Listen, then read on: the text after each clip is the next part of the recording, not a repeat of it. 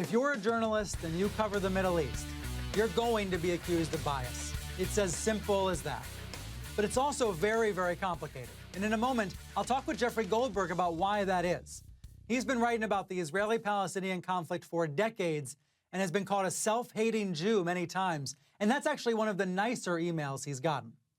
Let's start, though, by bringing up one of the elephants in this crowded room. Which voices get to be heard and which ones don't? Because if you want to hear the whole story, you've got to hear everybody. Now, you've probably heard Rula Jibril's voice before. She's a regular on cable news. She is Palestinian, she has Israeli citizenship, and her husband is Jewish. She was on MSNBC earlier this week, and she started a heated conversation when she brought up what she thinks is a severe imbalance in the American media, an imbalance that favors Israel. Take a look at what she said. We are ridiculous. We are disgustingly biased when it comes to this issue. Look at how many airtime Netanyahu and his folks have on air on a daily basis. Andrea Mitchell and others. I never seen one Palestinian. And after that, her other MSNBC appearances were canceled. So what happened? Well, let's ask her. She's here with me on set. Thank you for joining me. Thank you for having me. So, Rula, do you have any regrets about speaking up while on MSNBC's air? No, sometimes you need to do what it's right, not what it's popular. And I know that what it's popular is to follow the narrative that one side of the conflict is right and the other side is wrong. And I think coming from the region, coming from that area exactly, and having covered so many other conflicts, I can tell you that the reality is much more complex. Every night on the Situation Room I've been watching here on CNN, you'll see either a Hamas official or a Palestinian official interviewed. You've also seen people like Benjamin Netanyahu interviewed on the Israeli side. And you're not just referring in that soundbite to MSNBC. You feel the American press in general is biased in favor of Israel and against the Palestinians. Absolutely, yes. This is a narrative that's been, for the last, I would say, 3-4 decades, has been a narrative that is very biased.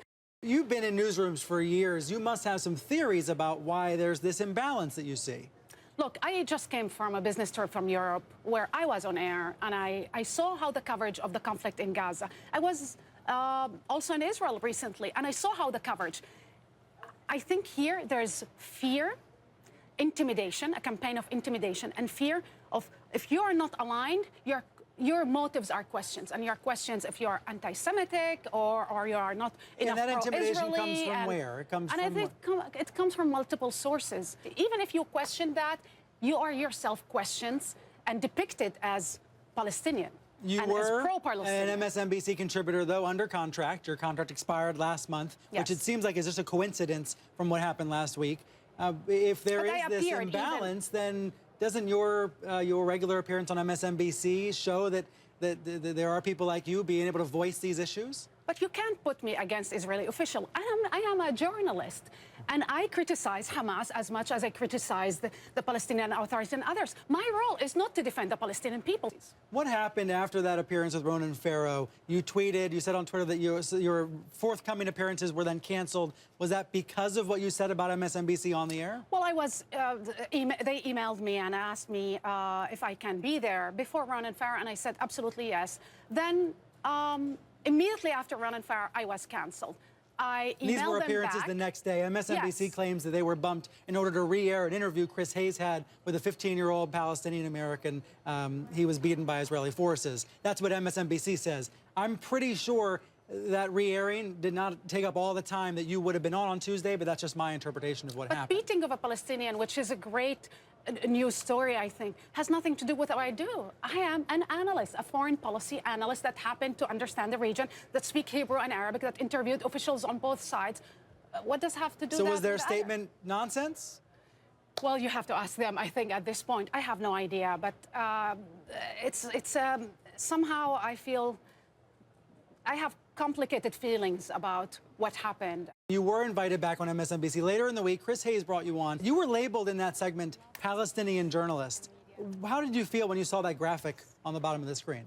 I have to say I felt terrible, because I was hired by MSNBC, and for 2 years I was labeled as analyst, journalist, foreign policy expert. I was contributor. I was never labeled a Palestinian journalist.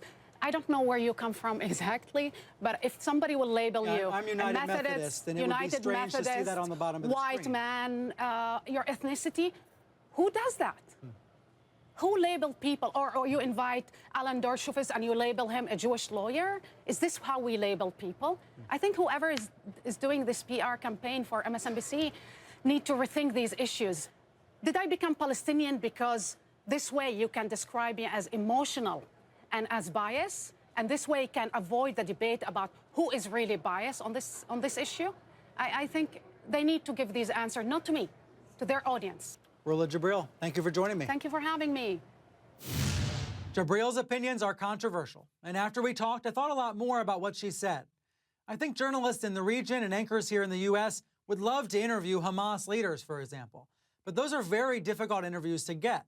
They rarely agree to come on camera, and some who do speak for Hamas do not speak English. One spokesman who does, Osama Hamdan, was on the Situation Room with Wolf Blitzer 3 days in a row this week. Now take a look at this. Just a few of the Israeli Prime Minister Benjamin Netanyahu's interviews on American networks in recent weeks. Overall, Israeli representatives seem to be more readily available for interviews. But that does not abdicate media outlets from their responsibility to be fair. I did share Roula's comments about MSNBC with a spokeswoman for the channel ahead of time so they'd have a chance to respond here, but they deferred to their earlier statement. Jibril's contributor deal with MSNBC officially ended last month when she said she wanted to pursue new opportunities. We've welcomed her back on MSNBC several times since. Her voice is one of many Palestinian voices on MSNBC.